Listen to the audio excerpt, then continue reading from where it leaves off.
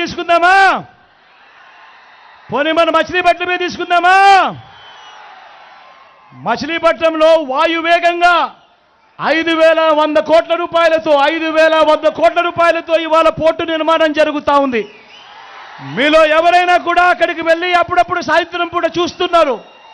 ఈ మాదిరిగా 5,100 కోట్ల రూపాయలు మచిలీపట్నం మీద ఖర్చు చేసి ఇక్కడ పోర్టు కడతా ఉన్న పరిస్థితులు గతంలో ఎప్పుడైనా ఉన్నాయా అని అడుగుతా ఉన్నాడు మీ బిడ్డ. ఉన్నాయా అన్నా? ఉన్నాయా తమ్ముడు? ఉన్నాయా అక్క? ఉన్నాయా అన్నా?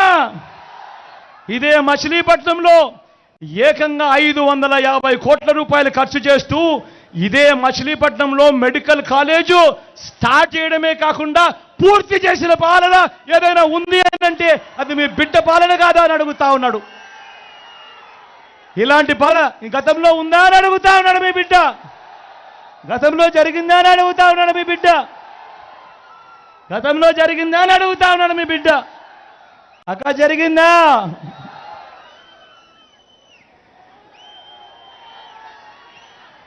పక్కనే 350 కోట్లతో ఫిషింగ్ హార్బర్. ఇదే బందర్లోనే ఫిషింగ్ హార్బర్ 350 కోట్ల రూపాయలతో. నేను అడుగుతా ఉన్నా, ఈ ప్రాంతంలో ఇంటింటి అభివృద్ధికి, మొత్తంగా ఈ ప్రాంతం అభివృద్ధికి బాటలు వేసింది ఎవరు అనంటే అది మీ బిడ్డ, మీ జగన్ అని చెప్పి సగర్వంగా కూడా ఈ సందర్భంగా తెలియజేస్తా ఉన్నా.